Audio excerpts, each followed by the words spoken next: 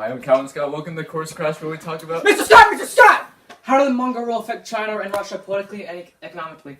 Let's dive in. First, we'll talk about the economic effects that Mongol rule had on both China and Russia.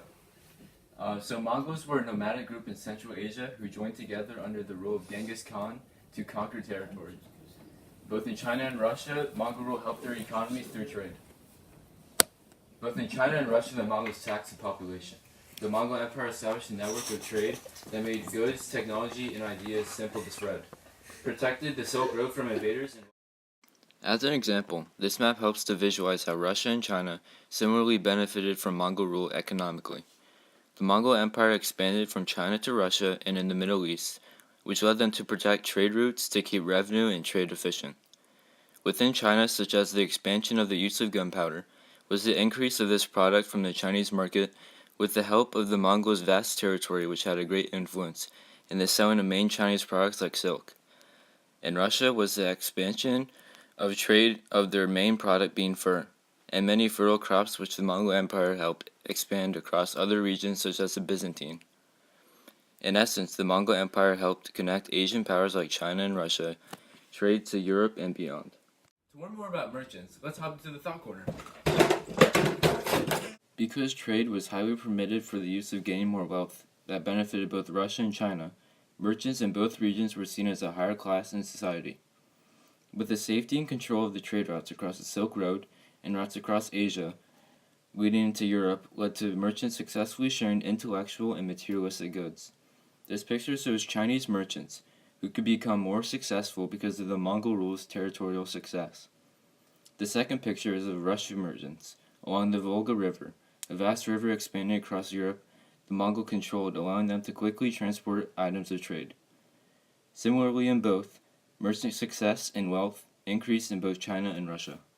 An example of this would be Marco Polo, a merchant who traveled Eurasia recording his travels, which encouraged the interaction between regions of countries.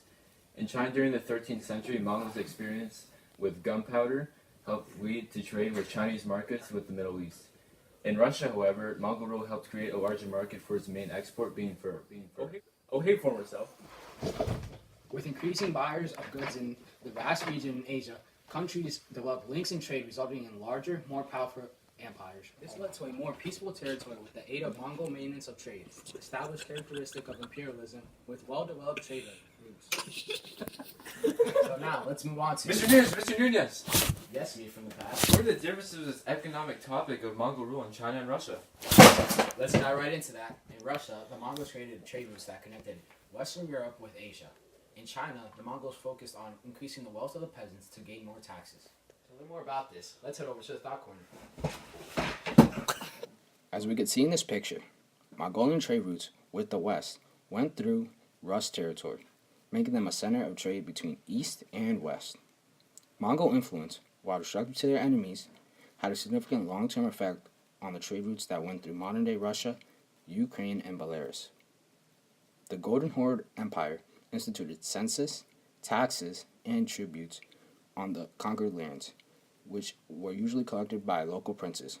It was only in the 14th and 15th centuries that slave raids on the Slavic population became significant, with the purpose of trading slaves with the Ottoman Empire. The raids were an important drain of human and economic resources of both Moscow and Lithuania. Now we're going to talk about the differences between how the Mongol rule affected China and Russia from a political standpoint. While the Mongol rule over China created a new dynasty, the rule over Russia allowed the church to become more powerful. This is because in China there was still a strong resistance after the Mongol conquest. So, the Mongols created the Yuan dynasty. On the other hand, Mongols destroyed the prince's rule over the Kievan Rus in modern-day Russia, thus allowing the church to become the main power of Russia. The Mongol leader Kublai Khan established the Yuan dynasty in China and crushed the Song resistance, which marked the onset of the China under the Mongol Yuan rule. In Russia, this loss of political unity allowed the church to rise as an embodiment of both religious and national identity, while filling the gap of lost political identity.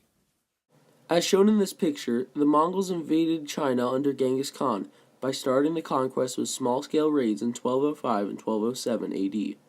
By 1279, they established the Yuan dynasty, altering the political scene in China.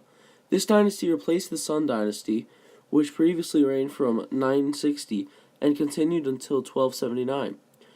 In Yuan, however, although it was founded by the Mongolian ethnic minority, the general ruling mode of the Yuan dynasty still followed the political pattern of the previous regimes set up by the Han people. Ruling for more than 30 years, Kublai Khan, or rather Emperor Shizu of Yuan, was an advocator of the Han's ruling system. As shown in this map, the Mongol Empire spread into Russian cities like Kiev and Moscow after the invasion. This land was later ruled under the Golden Horde, the army of the Mongol Tartars that overran Eastern Europe in the 13th century, established a Khanate in Russia, and maintained sovereignty there until the 15th century. The government of Russia, made up of princes, was destroyed when the Mongols invaded. The Mongols aided the Russian economy, and since there was no prince leaders, the Orthodox Church rose to power. This was similar to the Western Europe at the time and the feudal system with the priests and popes at the top. To learn more about how the Mongol invasions affected Russia and China politically, let's go into the thought corner. Come on! When the Mongols invaded Russia, it changed the political scene drastically. Russia before was used to political and social unity, which consisted of merchants with Vikings and Slavs, farmers, and the nobility. As the Mongols took over Russia, they destroyed these traditional ways and created new political structures. After the fall of the core Russian nobility, which was made up of princes, the church periphery began to rise to power. Just like in Western Europe, with the new rise of the church, a new social structure also followed. In this pyramid caste system society, the church leaders were at the top. Similar to Western Europe and the Crusades, the church ruled over society and its political leaders. Due to the Mongol invasion of the 1200s, this would change the political culture of modern-day Russia, continuing into today. Hello, and today we're going to be talking about the similarities between Russia and China politically under the Mongol rule. In China, the Mongols eliminated the civil service exam and removed the bureaucratic elite from the economy. While in Russia, the Mongols installed a new dual system of regional administration and allowed the local princesses to run their territory. Ultimately, the Mongols supported both Russia and China's economic system. In Russia, the Mongols and local princes forced the peasants to pay taxes to the leaders. And in China, they supported the peasant class with the thought that they would help support their tax revenue. In this picture here, you see the Mongol leader talking to the peasants. This is an example of the Mongols encouraging the peasants to increase their workload to help the tax revenue grow more. With this relationship, peasants in China and Russia played a big role in the economic growth through their political beliefs. With this, they increased the influence of trade in both Russia and China from the Silk Road's elaborate networks. Oh, it's time for the mystery document? Let's see. The Empire Builder. Other historians focus on Khan's role as a great leader. Mongolian scholars, proud of their countrymen, argue that charges of brutality have been exaggerated. As historians from Europe and the United States focused more on trade and toleration, they saw benefits of the Mongol rule. Genghis Khan forged a united China and established a system of Eurasian trade that renewed the links between China and Europe that had lapsed. Further, the Mongols were open to ideas and tolerant of different religions. Khan believed in a meritocracy, and he established one writing system across his empire. His rule opened the way for new systems of laws, for trade, and for cultural expansion. A man of energy. One historian said, Genghis was possessed of great energy, discernment, genius, and understanding. Awe-inspiring, a butcher, just, resolute, and overthrower of enemies, intrepid, sanguinary, and cruel. Okay. So I think it's basically talking about how Genghis Khan was a great leader. Mm-hmm. But he was also bad at the same time in the fact that he was brutal and killed many people while expanding his empire. Yeah. Was this written by a Persian historian? Yeah. Okay. Based on my knowledge of AP World History, it should be one of the historic textbooks of Stearns or Amsco. Mm-hmm. But which one? Stearns? No! It's Amsco!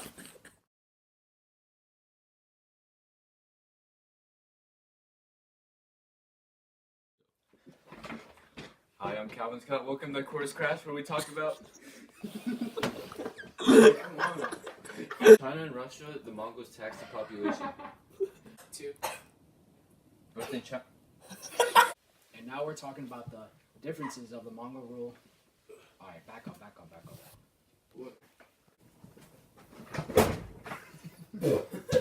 To learn more about merchants, let's hop into the thought corner.